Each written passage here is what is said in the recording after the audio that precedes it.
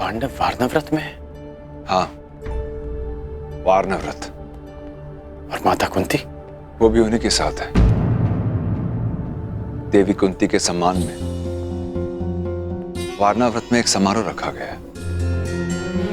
सुना है कुमार दुर्योधन ने पुरोचन से एक अति सुंदर महल पांडवों के लिए बनवाया है।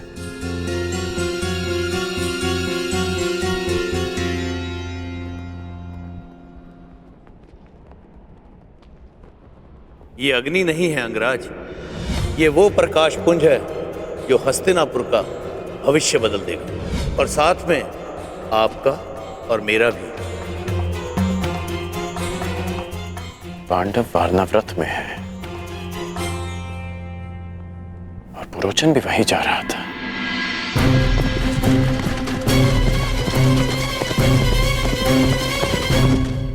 और मित्र दुर्योधन के मन में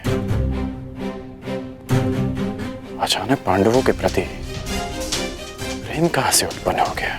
कर्ण, ये हैं पुरोचन, ये हमारे लिए युद्ध लड़े। युद्ध करे बिना पांडवों को कैसे परास्त किया जा सकता है? ऐसा कौन सा मार्ग है? मार्ग है, उन्हें भान भी नहीं होगा और उनका अस्तित्व सदैव के लिए मिट जाएगा। इसका अर्थ है कि वारनाव्रत में षड्यंत्र रचा जा रहा है।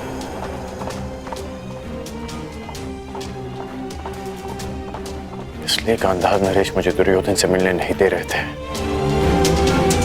कहीं वासुदेव इसी कपट की अग्नि के विषय में सचेत तो नहीं कर रहे थे मुझे? क्या सोच रहे हो पुत्र? कुछ नहीं पिताश्री, मुझे शीघ्र जाना होगा। कहां?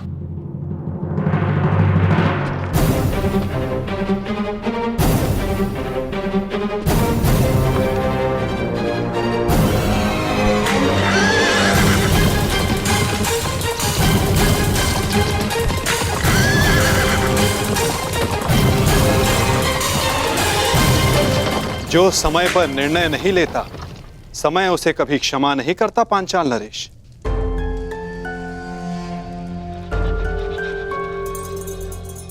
अग्नि को गर्भ मानकर पूर्ण आहुति प्रदान करे ऋषिवर। अवश्य।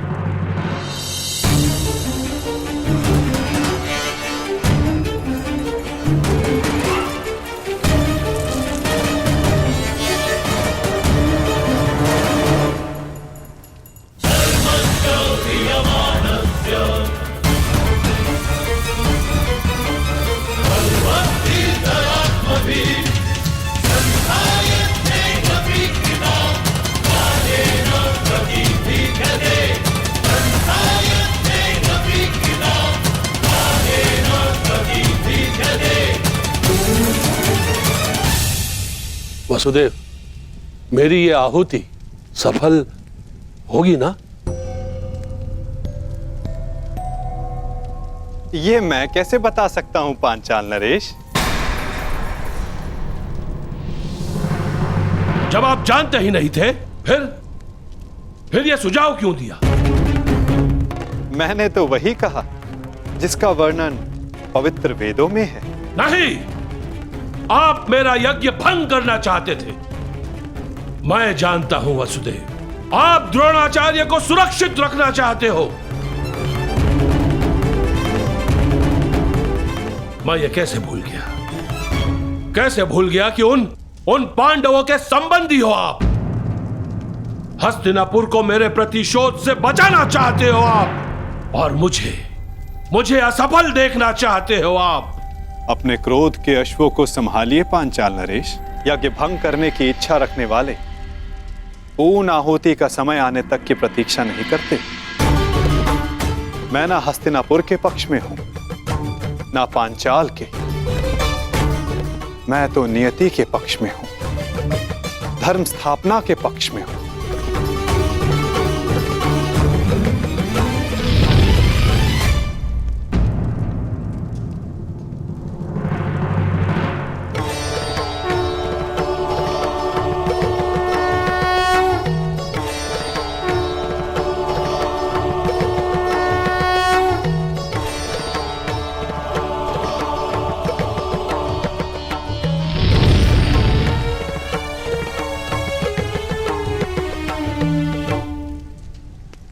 यज्ञ सफल रहा। आपका पुत्र जन्म लेने वाला है। धन्यवाद ईश्वर, धन्यवाद।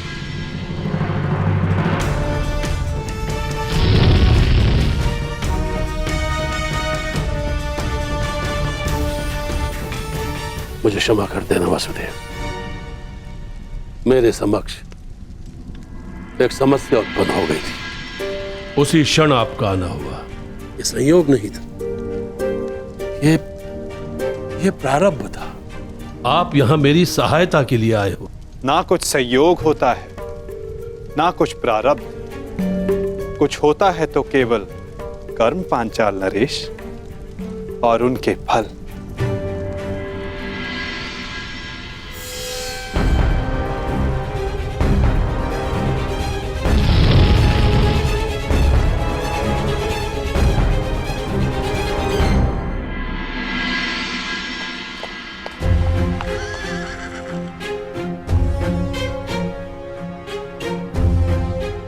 बड़ा दुख होता है।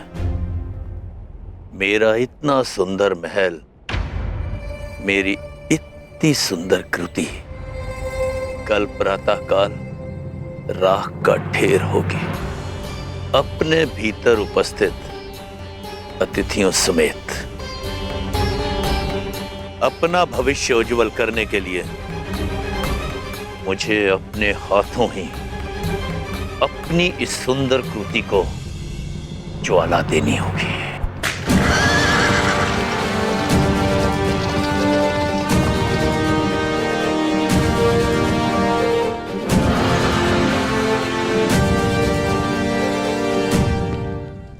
प्रणाम युवराज। बड़ा विलंब कर दिया आपने आने में पुरोचन महोदय। मुझे भूख लग रही है और आपकी भार्या और बालक इस हट पे अड़े हैं कि आप ही के साथ भोजन करूं। विलंब के लिए क्षमा चाहता हूं कुमार भीम। अब आपके भोजन में विलंब नहीं होगा। वैसे आपको ये मेरा बनाया महल कैसा लगा? ठीक है, कुछ कमियां हैं जिन्हें सुधारा जा सकता है। रोचन के निर्माण में कमी निकालना ठीक वैसा ही है जैसा ब्रह्मा जी की सृष्टि में दोष ढूंढना। रुष्ट मत होइए परोचन महोदय। अनुज भीम की ये व्यक्तिगत सोच है, परंतु सत्य ये है कि ये महल वास्तविकता में अनोखा है। इसकी तुलना संसार के किसी भी निर्माण से नहीं की जा सकती। प्रशंसा के लिए धन्यवाद युवराज। आइए भोजन करते हैं। कुमार भीम, कल प्रातः काल तक आपको कोई कमी नहीं मिलेगी इस महल में।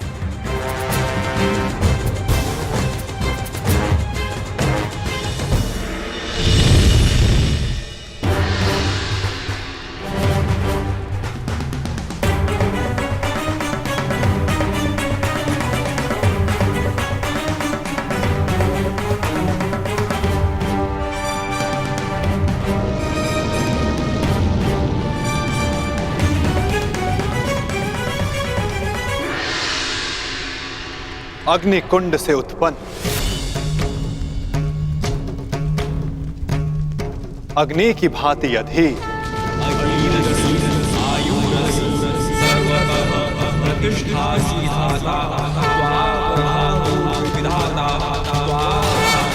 साहसी,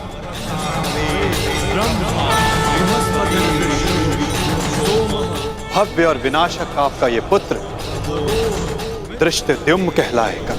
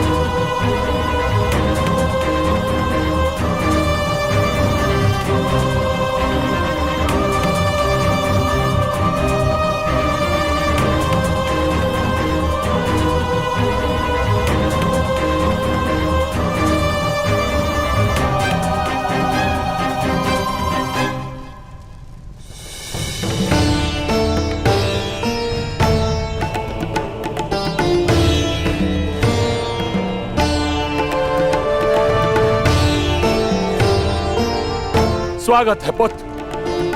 दृष्ट तुम मेरी कठोर तपस्या का फल हो। तपस्या का फल उद्देश्य पूर्ति पर ही प्राप्त होगा।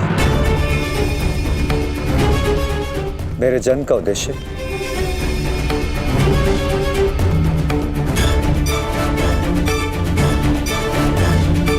तुम्हारा अहंकार, उस पर विजय पाना शेष है जिसे मैं पाकर रहूंगा। आज मैं एक राजा का पिता हूं और तुम कुछ भी नहीं द्रौपद। इसलिए मैं भारद्वाज पुत्र द्रोण, हस्तिनापुर राजगुरु द्रोण, पांचाल का आधा राज्य द्रुपद को दान में देता हूं।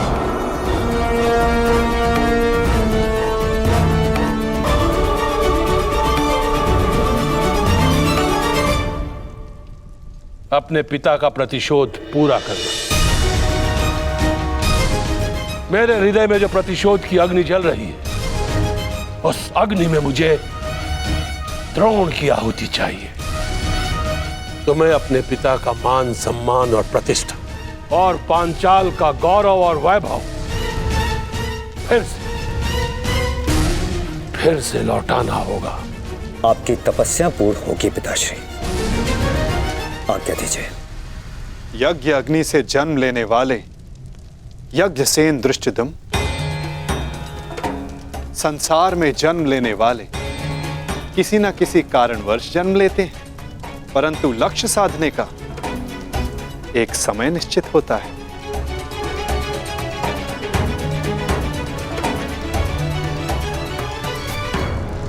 अग्नि शिखा फिर से विराट हो गई है।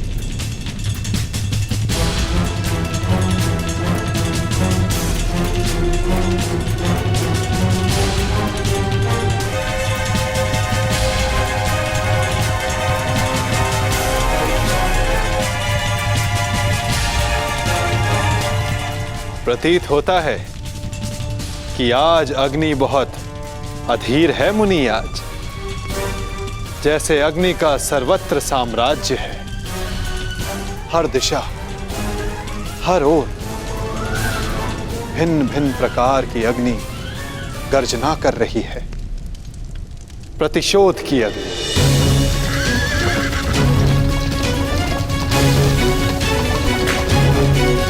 कपट की अग्नि, विनाश की अग्नि, विनाश की अग्नि, विनाश की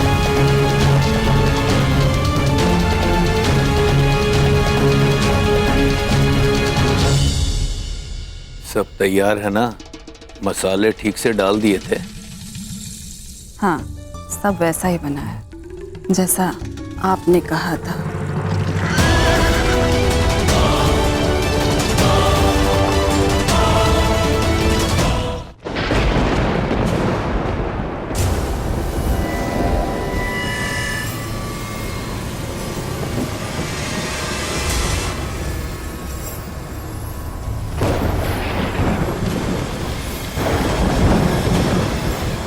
यज्ञ अग्नि बहुत प्रबल है।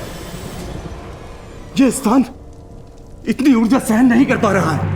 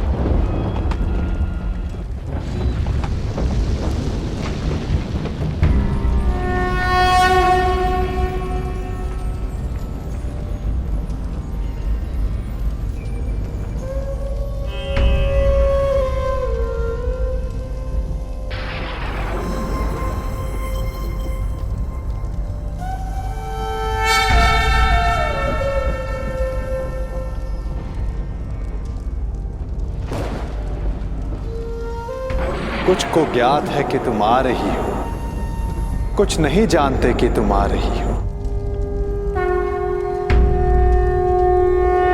परंतु सबको तुम्हारी प्रतीक्षा है, क्योंकि नियति तुम्हारे आगमन की प्रतीक्षा कर रही है।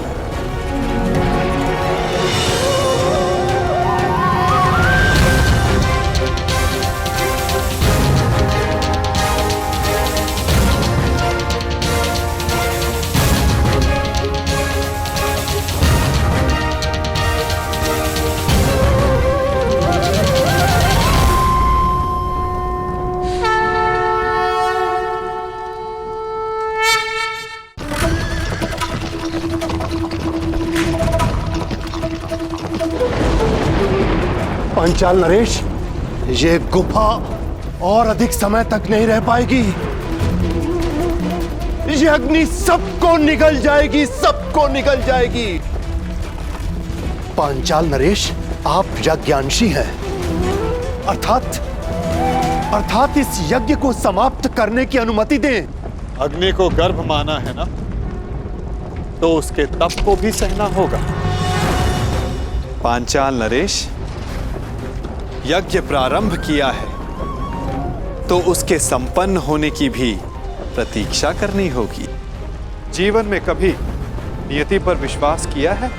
ईश्वर में आस्था रखी है? तो फिर अब विश्वास करो। आज नियति का चक्र अपना मार्ग बदलेगा। आज की रात्रि विश्वास की रात्रि है, परिवर्तन के प्रथम सोपान की रात्रि है। ईश्वर के सामने नियति के समक्ष समर्पण की रात्रि है।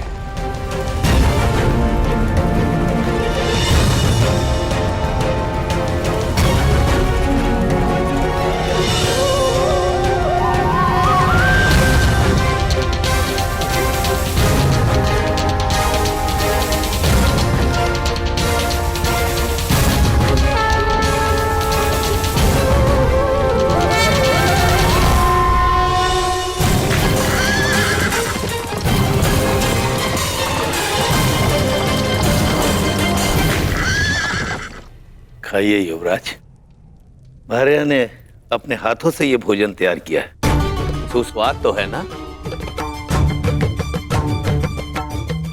आप रहने दीजिए, हम स्वयं ले लेंगे। नहीं नहीं युवराज माता, आपको, युवराज और इनके भ्राताओं को भोजन कराना तो परम सौभाग्य की बात है। और कौन जाने कि फिर ये अवसर मिले या ना मिले।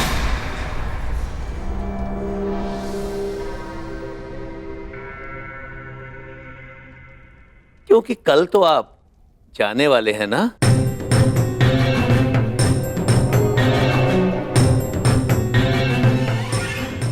अर्थात कल वर्णावत में आपका सत्कार होगा ना? फिर आपके पास कहां समय शेष होगा इस निर्धन का सत्कार लेने का। मैं आज कृतार्थ हुआ और मेरा ये भवन भी कृतार्थ हुआ जिसमें आपका आगमन हुआ। ठीक है, तो आप भी यहाँ विराजिए। नहीं नहीं राजमाता, राज परिवार के साथ बैठकर भोजन करने का सामर्थ्य और दुस्साहस मुझ में कहां। पहले आप तृप्त हो जाइए, उसके बाद प्रसाद समझकर हम भी खा लेंगे।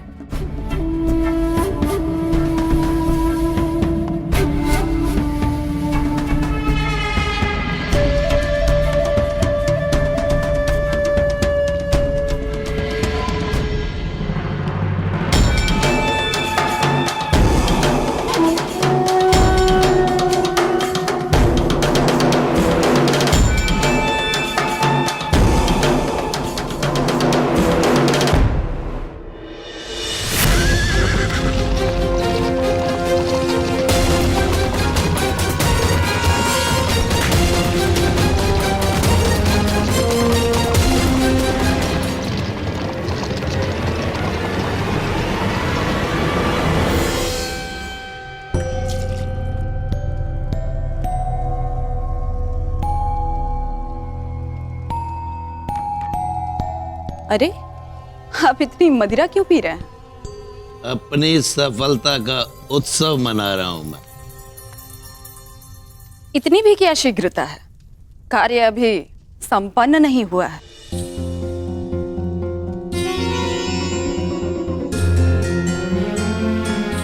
मेरे प्यारे भोली जीवन संगिनी, और ये विष युक्त भोजन करने के पश्चात अतिथिगण गहन निद्रा में सो जाएंगे। ऐसी निद्रा जो फिर कभी नहीं टूटेगी, और फिर मुखाग्नि दी जाएगी जो पांडवों को उनकी माता के साथ लील जाएगी। सब कुछ भस्म हो जाएगा।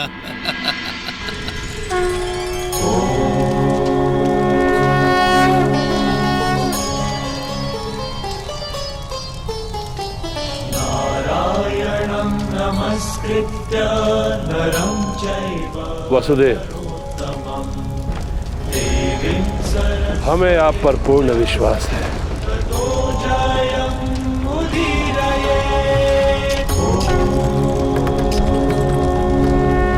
आज रात्रि सत्य और विश्वास का जन्म होगा। छल और कपट का नाश होगा। कपट का नाश होगा। आज रात मेरा प्रयोजन अवश्य सिद्ध होगा।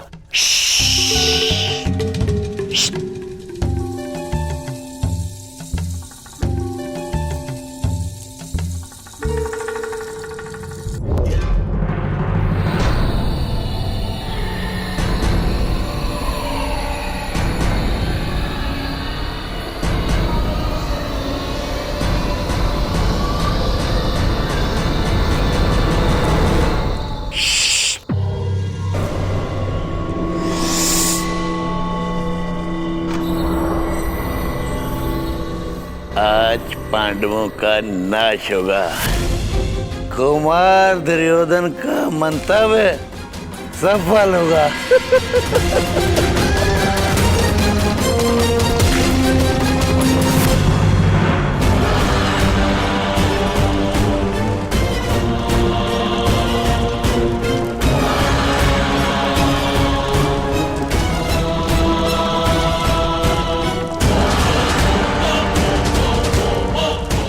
मुखाग्नि प्रस्तुत है।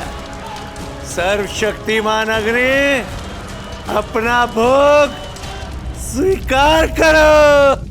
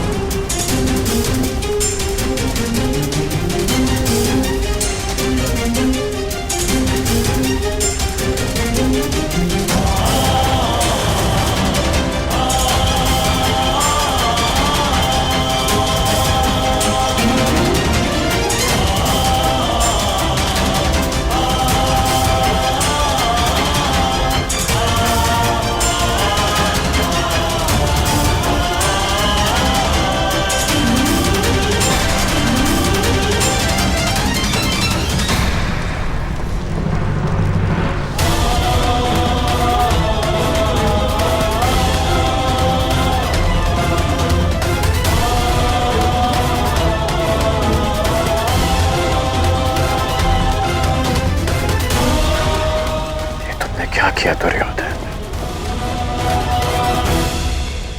क्यों किया?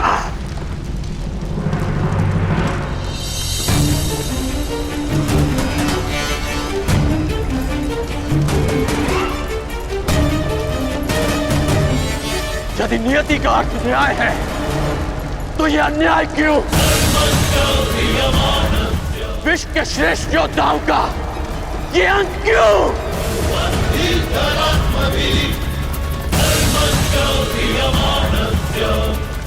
माता कुंती के साथ ये छल क्यों?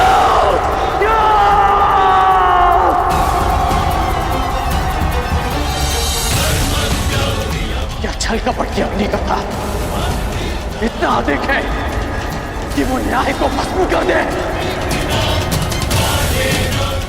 आप तो सब जानते थे ना नटवर, फिर क्यों घृणा की अग्नि को ये विनाश करने दिया? बताइए क्या? विलाप ना करो कर्ण। अग्नि केवल भस्म नहीं करती, विनाश नहीं करती, अग्नि सृजन भी करती है। संसार जब घृणा और कपट में झूलता है तो अग्नि उसे पवित्र भी करती है, और वही पवित्र पुनीत अग्नि आज उत्पन्न हुई है। समय आ गया है पाप के नाश का, कपट के विनाश का।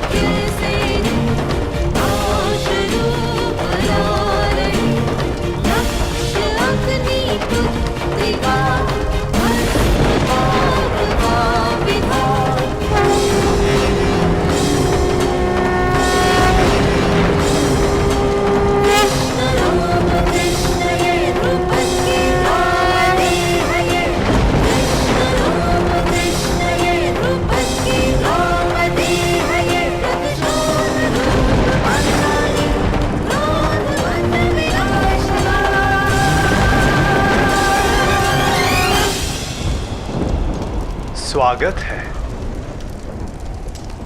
यज्ञ से उत्पन्न याज्ञसेनी। कृष्ण तुम्हारा अभिवादन करता है।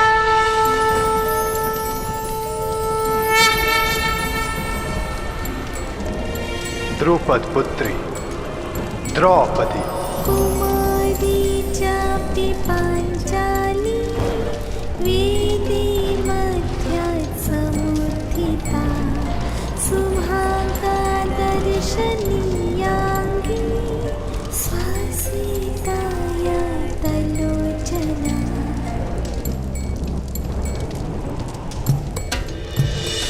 मेरी पुत्री द्रौपदी,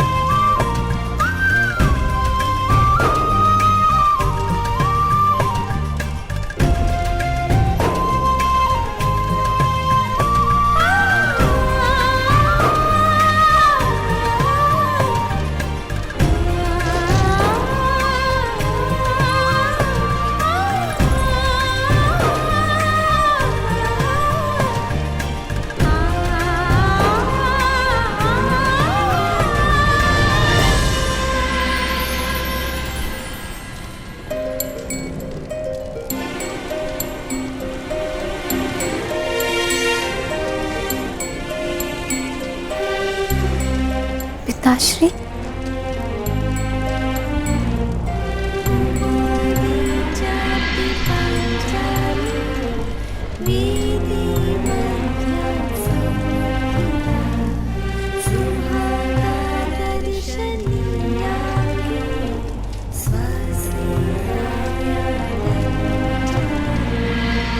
पत्नी,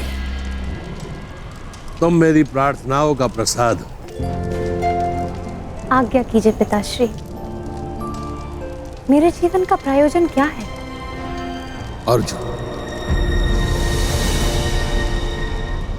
वो अर्जुन जो मेरे सबसे परम शत्रु द्रोण की सबसे बड़ी शक्ति, उसी धनुर्धारी वीर अर्जुन से विवाह तुम्हारे जीवन का प्रयोजन है पुत्री।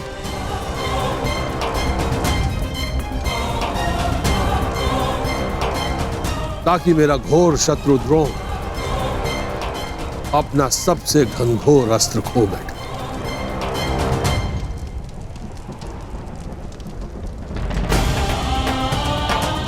अर्जुन,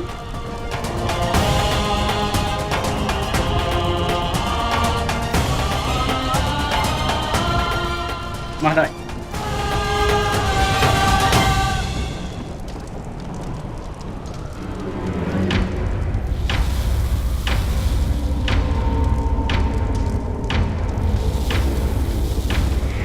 क्या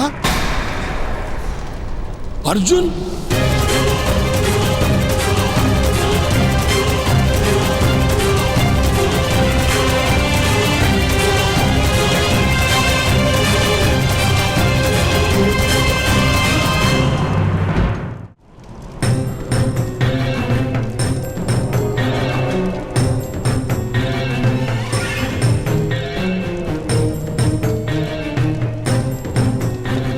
वसुदेव, ये कैसे संभव है? वारणावर्त के जिस भवन में पांडव निवास कर रहे थे वो अग्नि को भेंट चढ़ गया।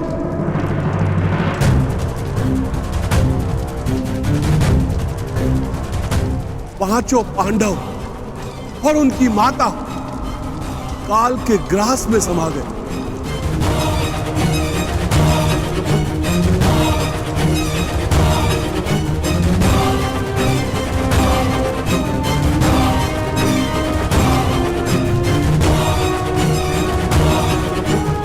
जिस अर्जुन से विवाह के लिए मैंने एक पुत्र की कामना की थी,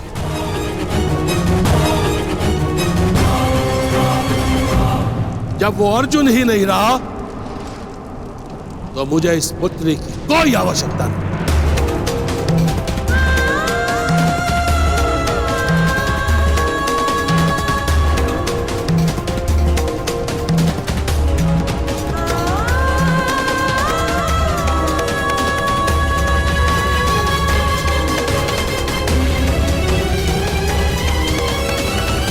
दृष्टोद्युम्न, तुम शीघ्र मेरे साथ चलो पुत्र। हमें तुरंत द्रोण का विनाश करना है।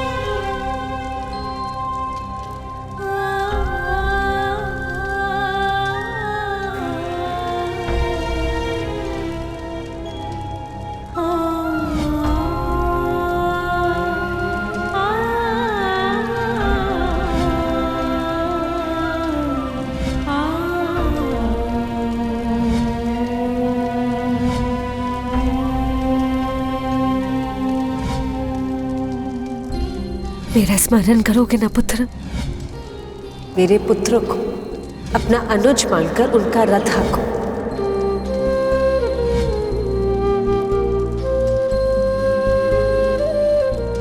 मेरे पुत्र को तुम्हारे सहायता की आवश्यकता है। ऐसा प्रतीत हो रहा है कि रक्त के संबंध से भी अधिक गहन संबंध है तुम्हारे साथ।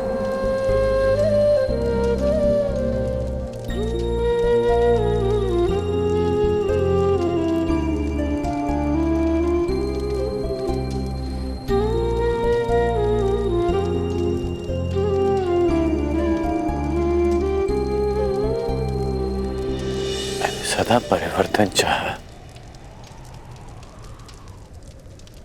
परिवर्तन अन्याय के विरुद्ध, परिवर्तन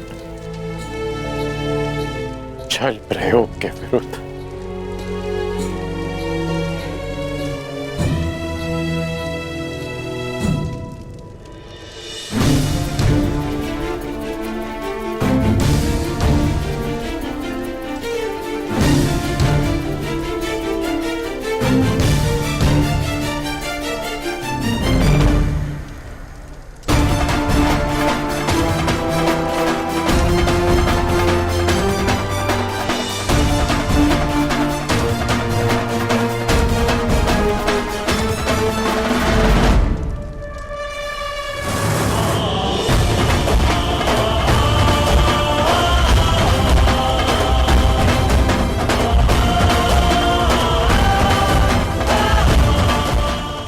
के हत्यारे को इस पाप का मूल्य अवश्य चुकाना होगा। इस षड्यंत्र के सूत्रधार को अवश्य दंड मिलेगा और वो दंड मैं दूंगा, मैं दूंगा, मैं दूंगा।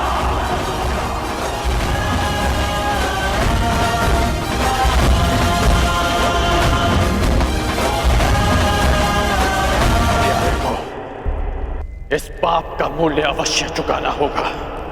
इस षड्यंत्र के सूत्रधार को अवश्य दंड मिलेगा और वो दंड मैं दूंगा, मैं दूंगा, मैं दूंगा।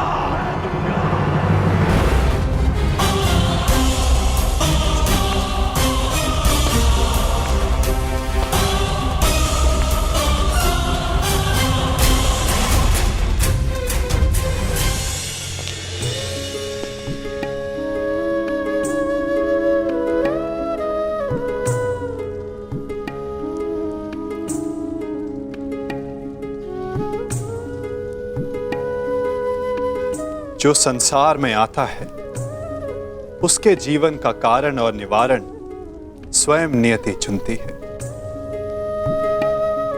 तुम्हारे जीवन का लक्ष्य मात्र अर्जुन से विवाह करना नहीं है, परंतु उससे बहुत ऊंचा है। तुम्हें तो इतिहास की धारा का मार्ग बदलना, एक महान शांति का कारण बनना है। तुम अग्नि से उत्पन्न हुई, अग्नि से जन्मी हो, परंतु कोई और भी है जिन्हें अग्नि छू भी नहीं पाई।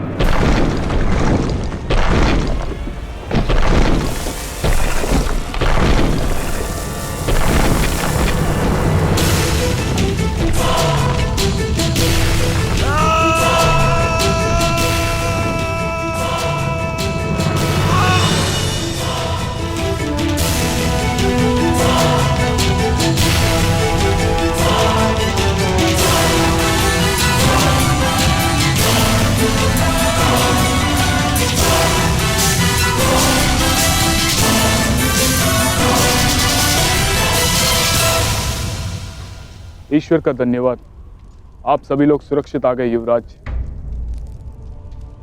सुरक्षित तो हम तभी हो गए थे जब काका श्री विदुर ने हमें षड्यंत्र के बारे में बता दिया था। विदुर काका श्री ने मलेच्छ भाषा में संदेश भेजा है। ये एक लाक्ष्य गृह है। इसका निर्माण लाख घी और लकड़ियों से किया गया है। ये हमें भस्म करने के लिए बनाया गया है हमें यहां से बच निकलने की योजना बनानी होगी। पुरोचन ने आज रात्रि हमें भोज का निमंत्रण दिया है। इसका तात्पर्य समझते हो? हमें विषयुक्त भोजन कराना चाहता है ताकि हम यहां से बचकर ना निकल सके। पुरोचन आ रहा है। भोजन के पश्चात किस किस को क्या क्या करना है, योजना स्मरण रखना। पुरोचन की भार्या अपने 5 पुत्रों के साथ यहाँ उपस्थित है। आज भोजन के समय आपको अपना एक आभूषण पुरोचन की भार्या को भेंट देना होगा। न जाने अब भरपेट भोजन फिर कब करने को मिलेगा। आज पांडवों का नाश होगा। कुमार दुर्योधन का मंतव्य सफल होगा। सब ठीक है ना? बालक सुरक्षित है ना? नहीं, तनिक आंख लग गई। बालक भवन में ही सो रहा है। मूर्ख! शीघ्रता करो, ये लाक्षाग्रह है, क्षण भर में भस्म हो जाएगा।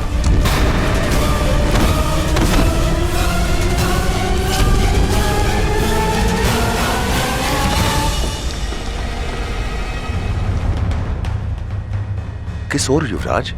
हस्तिनापुर। नहीं, हस्तिनापुर से कहीं दूर। क्यों माता?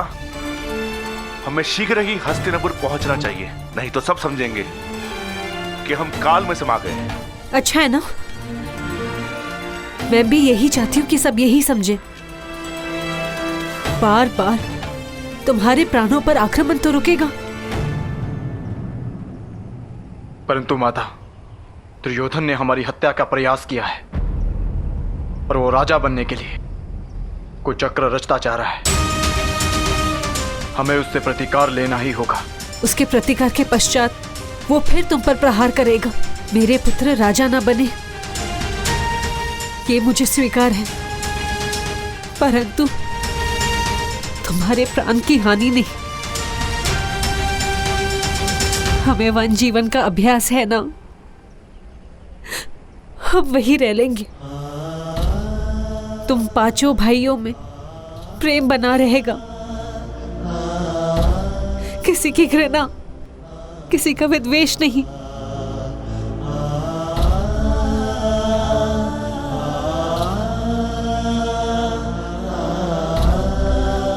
हम हस्तिनापुर नहीं जाएंगे। अपनी माता की विनती नहीं मानोगे?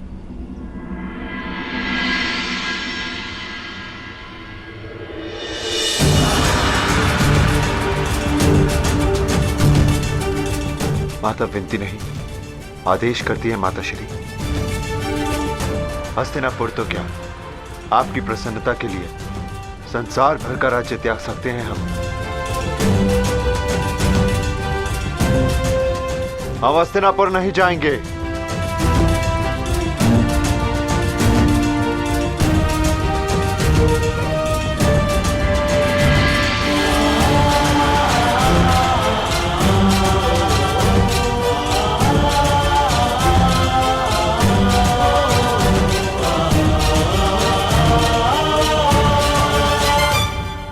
परंतु दुर्योधन को उसके किए का दंड देना होगा।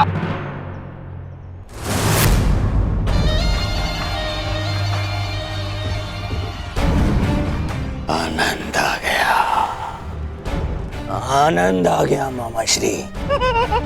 हमारी 5 बाधाएं एक साथ समाप्त हो गई, एक साथ समाप्त हो गई। हाँ मेरे होने वाले सम्राट।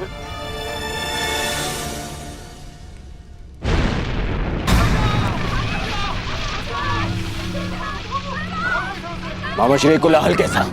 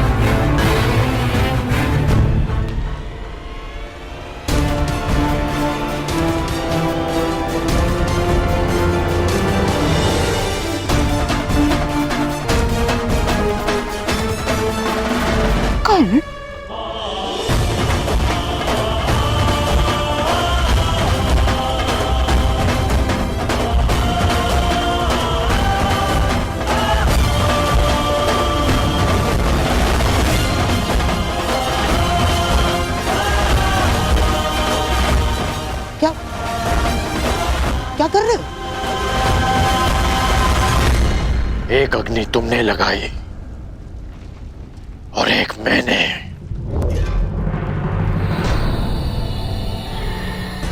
हाँ, मैं सब जान गया हूं।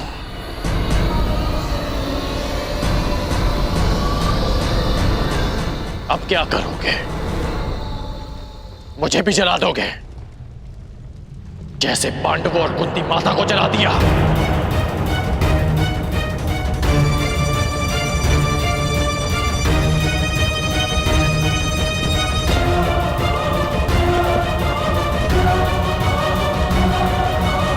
मित्रकण, ये सब क्या हो रहा है? वारणव्रत की अग्नि है ये।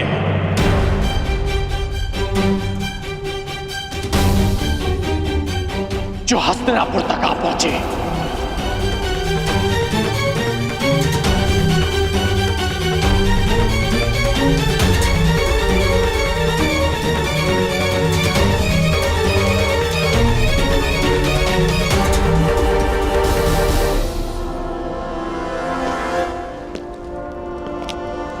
मित्रकण, मित्रकण,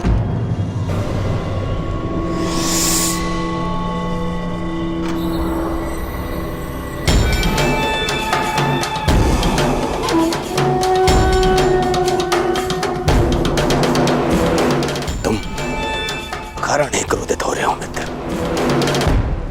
पांडव शत्रु थे, उनका नाश कर दिया आवश्यक था। तुम्हारे शत्रुओं का नाश करने के विरुद्ध न मैं कल था और न मैं आज हूं, परंतु कायरों के भांति कुचक्र रचने के विरुद्ध मैं सदा से हूं और सदा रहूंगा।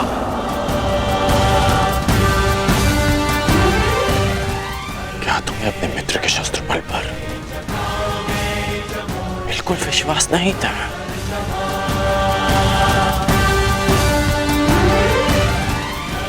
तुम केवल अपने शत्रुओं को युद्ध के लिए ललकारते और मैं स्वयं तुम्हारे लिए उन्हें पराजित करके उन्हें तुम्हारे चरणों में प्रस्तुत कर देता।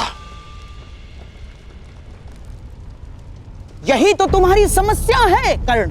तुम सदा शस्त्र उठाने को तत्पर रहते हो, परंतु राजनीति में युद्ध केवल रणभूमि में नहीं होते और ना ही शस्त्रों से लड़े जाते, क्योंकि षड्यंत्र ब्रह्मास्त्र से भी अधिक घातक अस्त्र होता है और जिनको बातों से, बुद्धि से परास्त किया जा सकता है, उनके लिए युद्ध क्यों?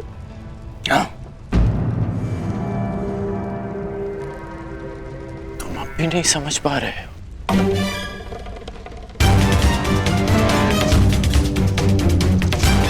कि जिसने भीम को विष देकर मारना चाहा,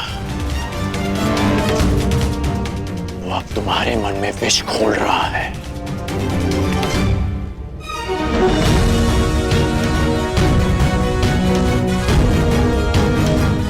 तुम्हारा शुभचिंतक होने का ढोंग करने वाला तुम्हारा ये मामा तुम्हें पथभ्रष्ट कर रहा है। इसकी चाल में मत फंसना मित्र। बस कर।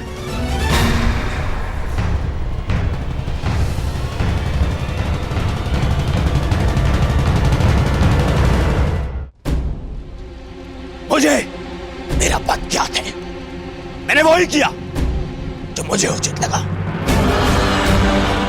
भूल गए कैसे उन पांडवों के कारण मुझे ही नहीं तुम्हें भी कितना मान सहना पड़ा था कर्ण। उनका नाश आवश्यक था, मांग चाहे जो भी हो।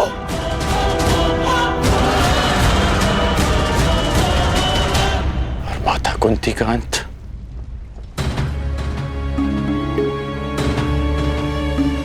क्या वो भी उचित था मित्र?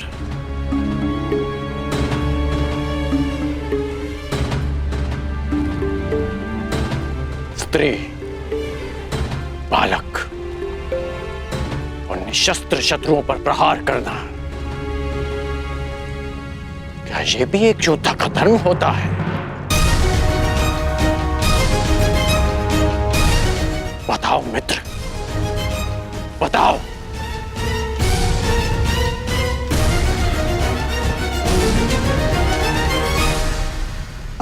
समझने का प्रयास करो कर्ण। किसी को केवल प्रतिशोध लेने के लिए जीवित छोड़ देना बुद्धिमानी नहीं, कंटकों के वृक्ष को समूल नष्ट कर देना ही उचित है।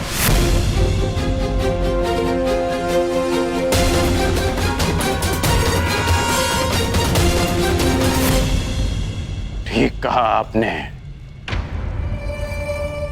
आप मेरे मित्र के जीवन के सबसे बड़े कंटक हैं, तो आज मैं आप ही का अंत कर देता हूं।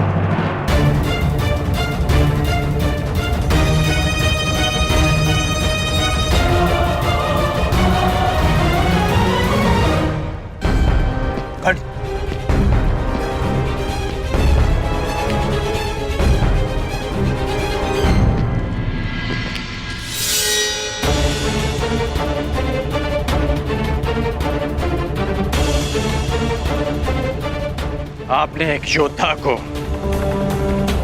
षड्यंत्र रचना सिखाया और आज मैं आपको सिखाऊंगा कि एक सच्चा योद्धा युद्ध कैसे करता है।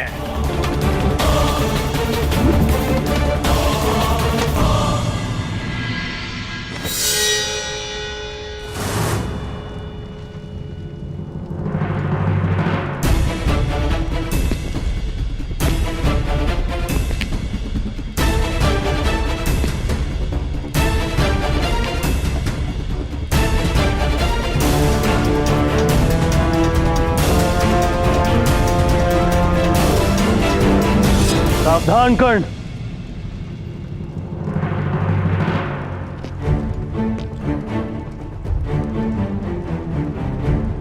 अपनी सीमा में रहो। मत भूलो कि तुम्हें राजा किसने बनाया है।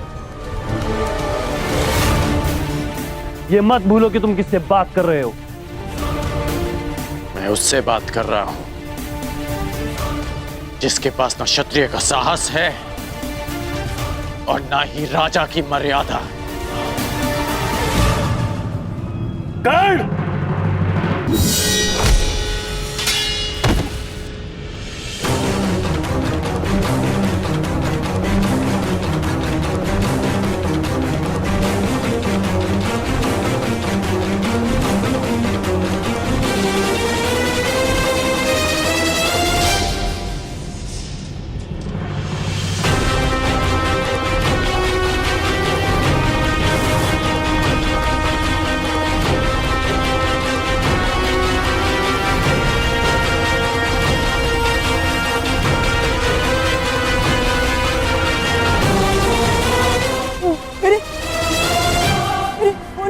सम्राट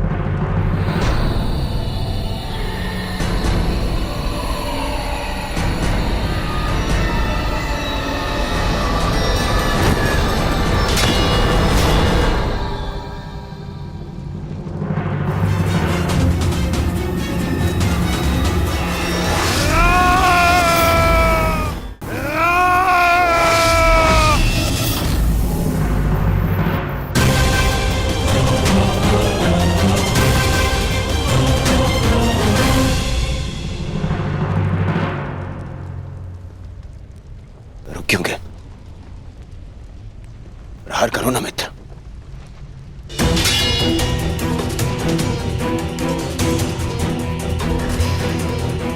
मैंने वचन लिया था कि मैं सदा तुम्हारा साथ दूंगा,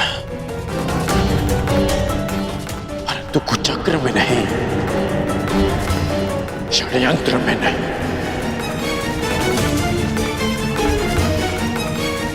इसलिए जो भी तुमने मेरे लिए किया उसका बहुत बहुत धन्यवाद। परंतु आज मैं अंगराज का पद त्यागता हूं, त्यागता हूं, त्यागता हूं, त्यागता हूं, त्यागता हूं। और तुम्हें भी। पांडवों का अंत जिस प्रकार से हुआ उसकी पीड़ा सदैव रहेगी, परंतु उससे भी अधिक पीड़ा इस बात की रहेगी कि मेरा मित्र अनुचित मार्ग पर चला गया, कि एक योद्धा कायरता के मार्ग पर चला गया।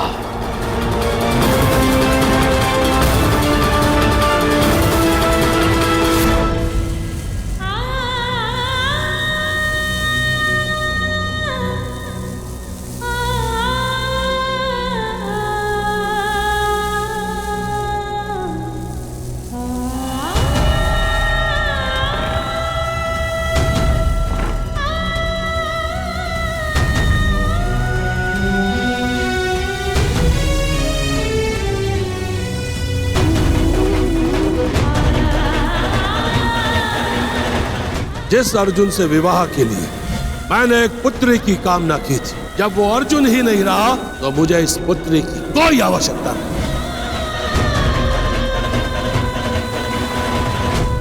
जीवन यात्रा का प्रारंभ हो चुका है।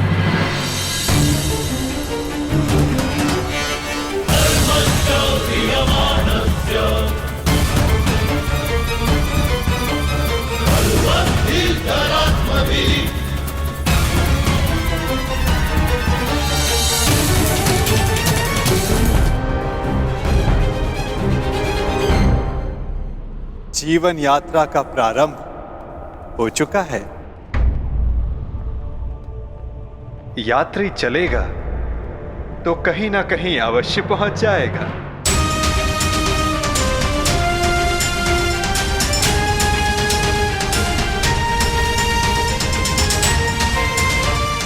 मुझे नहीं ज्ञात कि मेरा लक्ष्य क्या है, नहीं ज्ञात कि मैं संसार में क्यों आई हूं, नहीं ज्ञात कि मेरा जन्म क्यों हुआ। जिस यात्री को ना लक्ष्य ही ना ज्ञात हो, वो कहां पहुंचेगा? क्या आपने आज तक किसी को मेरी अवस्था में देखा है? हाँ, प्रत्येक को देखा है। जीवन धारा के प्रवाह में प्रत्येक के समक्ष ऐसी परिस्थिति आती ही है।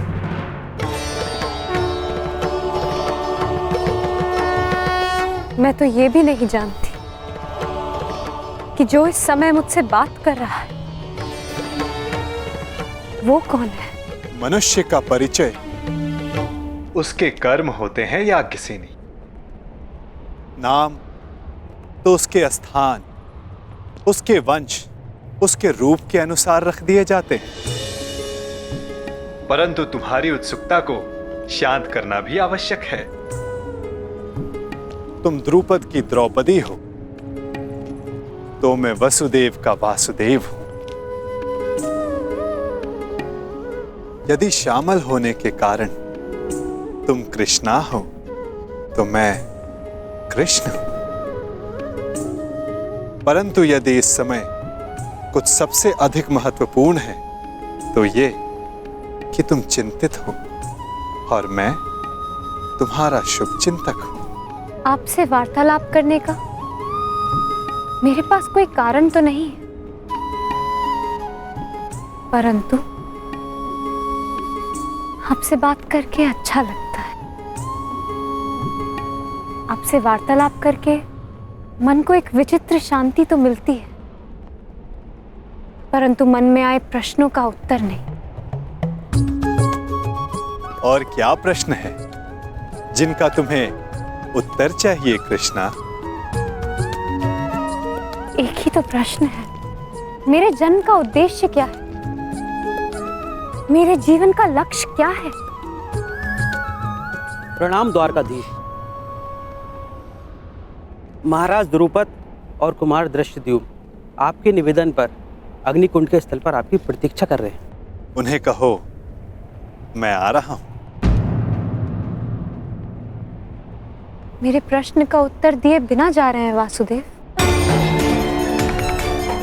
इस समय किसी और की शंका का निवारण करना अधिक आवश्यक है पांचाली।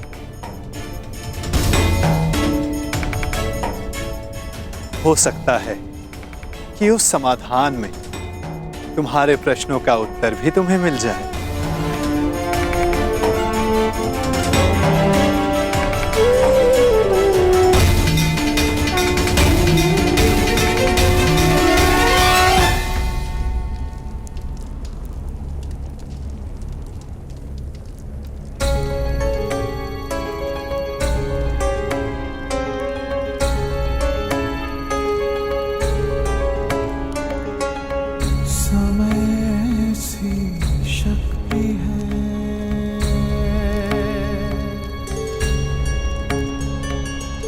सभी समय से हारे, राजा हो या रंक सभी बनते रहे बेचारे।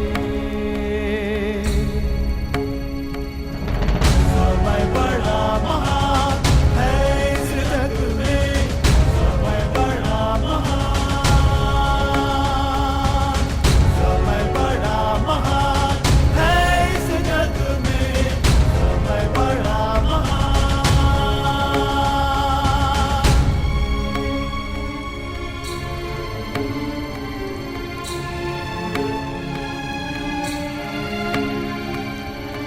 माया का धुआं फैलाए, भ्रम के जाल बिछाए, मन में घृणा द्वेष भरे, फिर अपनों को लड़वाए।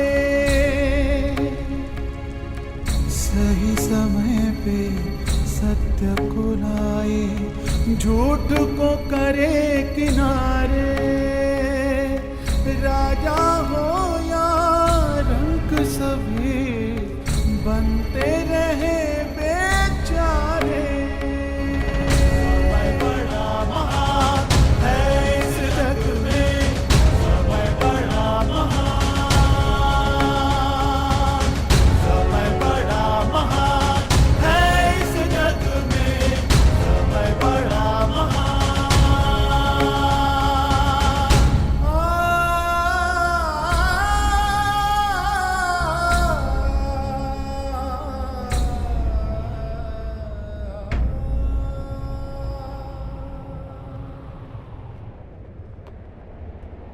मैं अपने प्रतिशोध के लिए प्रयाण कर रहा हूं। ऐसे में आपने हमें यहां क्यों बुलवाया है? एक परीक्षण के लिए, एक प्रयोग के लिए।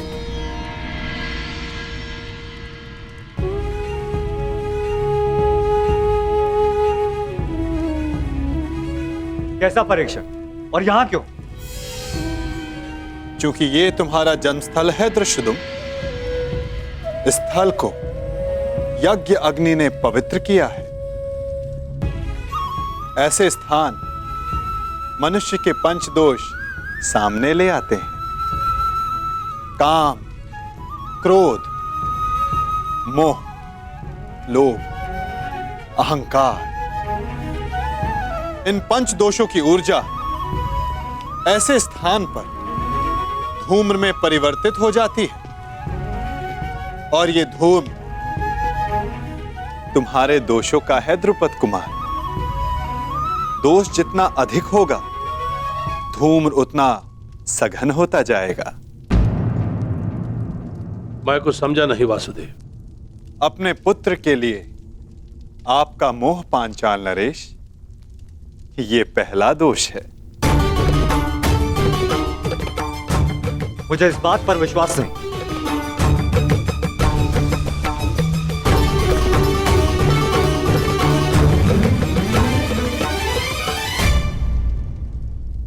धूम्र बढ़ गया ना, चूंकि दूसरा दोष समक्ष आ गया, मद। इन सब बातों का मंतव्य क्या है वासुदेव?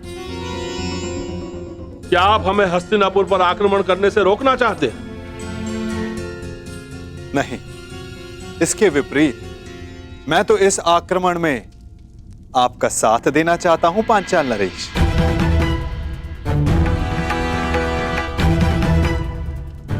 आप हमारा साथ दोगे? यदि आप हमारे साथ हैं तो फिर पराजय का प्रश्न ही नहीं।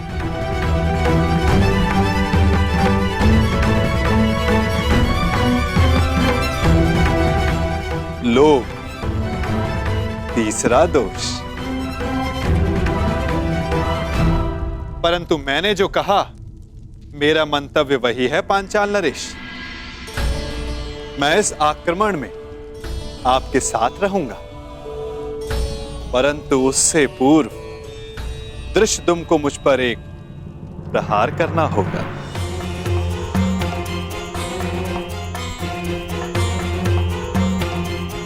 क्या? हाँ, मात्र एक प्रहार। मुझे यह जांचना है कि इस युद्ध में जिसका सहभागी बनने जा रहा हूं, क्या वो मेरे साथ का पात्र है भी या नहीं। परखना चाहता हूं कि ये महायोद्धा द्रोणाचार्य का वध करने में सक्षम है भी या नहीं।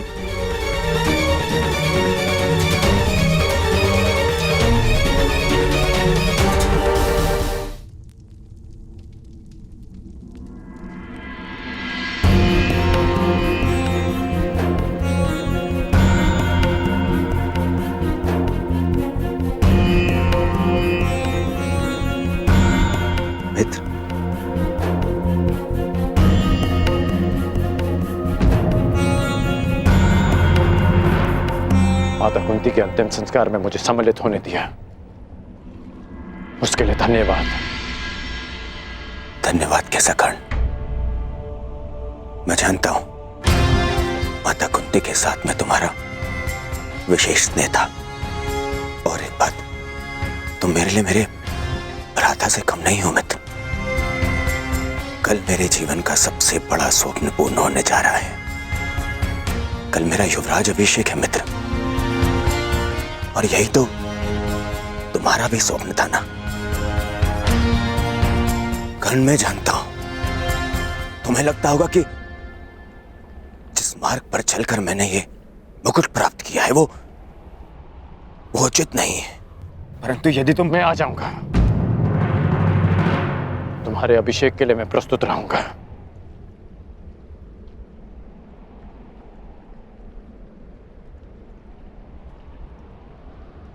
तुम्हें मित्र माना है, और कल राजसभा में उपस्थित रहकर मैं अपने मित्र होने का कर्तव्य अवश्य निभाऊंगा।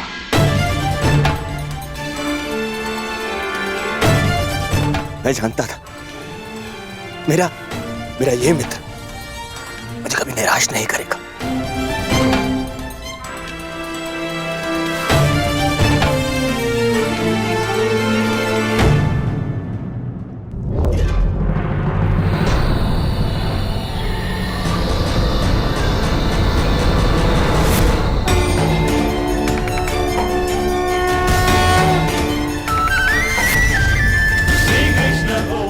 अहंकार, एक और दोष। क्या हुआ दृष्टद्युम्न? आगे बढ़ो, प्रहार करो।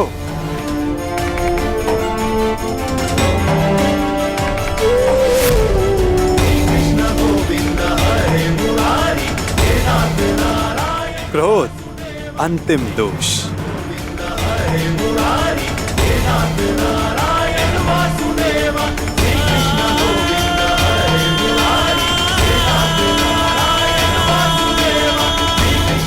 वासुदेव, मैं आपका मंतव्य समझ गया। मेरा पुत्र अभी द्रोण से युद्ध करने के लिए तैयार नहीं है। अब ये माया समाप्त कीजिए वासुदेव।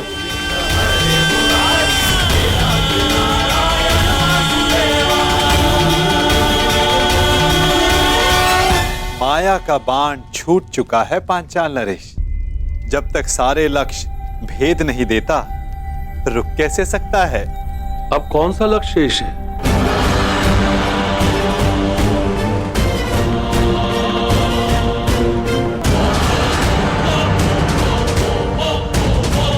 नहीं, रुको पुत्र।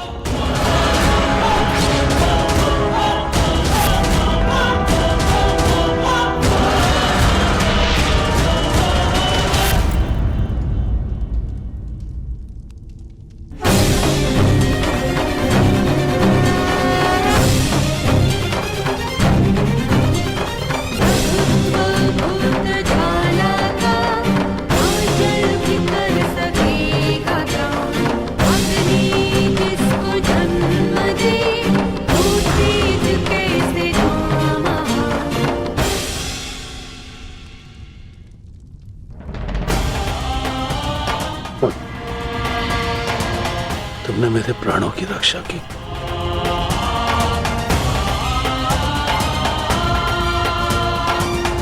पश्चाताप, भूल का पश्चाताप पांचाल नरेश। प्रत्येक दोष का निवारण पश्चाताप है। आपकी पुत्री 5वीं पंचकन्या है, इस युग की एकलौती। पहली 4 त्रेता युग में आई। अहिल्या, मंदोदरी, सीता और तारा। और अब द्वापर युग को प्रतीक्षा थी 5वीं पंचकन्या की, द्रौपदी की।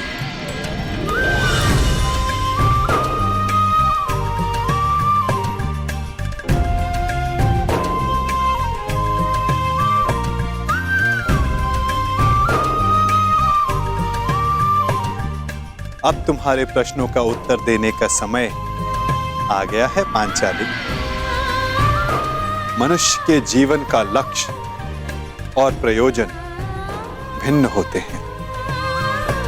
अर्जुन से विवाह तुम्हारे पिता का प्रयोजन था।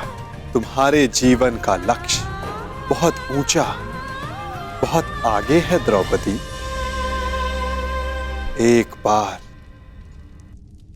मेरी दृष्टि से अपने आप को देखो, अपने लक्ष्य को देखो। आपकी दृष्टि में मेरे जीवन का लक्ष्य क्या है वासुदेव? परिवर्तन। केवल एक मनुष्य के जीवन का परिवर्तन नहीं, समस्त संसार के जीवन में। इतिहास की धारा को परिवर्तित करना है तुम्हें। पातक नाश, तुम्हें पापों का नाश करना है।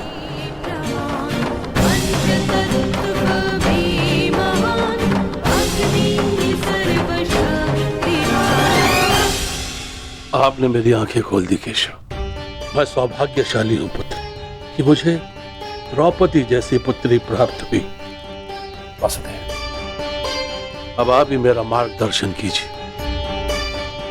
और मुझे बताइए मुझे आगे क्या करना है।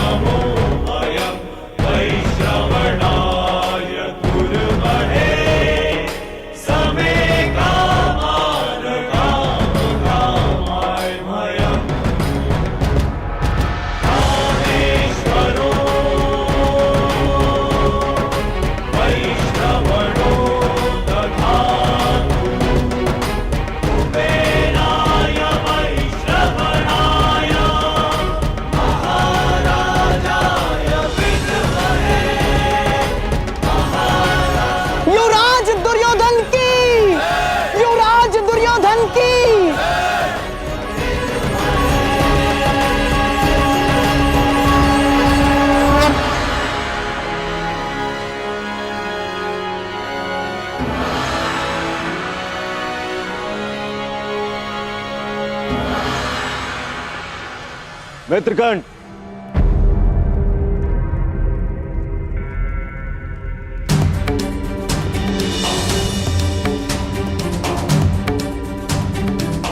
आज मैं बहुत प्रसन्न हूं मित्र, क्योंकि आज मेरा सबसे प्रिय मित्र मेरे अभिषेक में मेरे साथ उपस्थित था।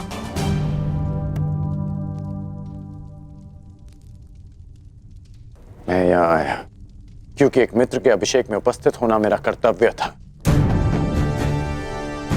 तुम्हारा मित्र तुम्हें युवराज बने देखना चाहता था और उसकी अभिलाषा पूरी हुई, और हमारे साथ की अवधि भी। मैं सदा के लिए तुम्हारा साथ छोड़कर जा रहा हूं।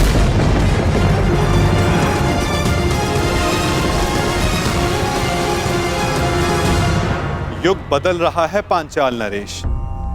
समय की धारा ऐसी मोड़ पर आ गई है जहां परिवर्तन का प्रारंभ होगा।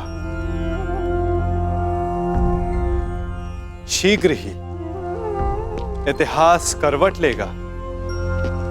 समय चक्र की अंगड़ाई सृष्टि को झंझोर देगी, पंचदोष बढ़ेंगे, और ये सब होगा एक महान शांति के लिए, संसार के कल्याण के लिए, संसार की भलाई के लिए। और इस दिशा में प्रथम सोपान होगा पांचाली का स्वयंवर।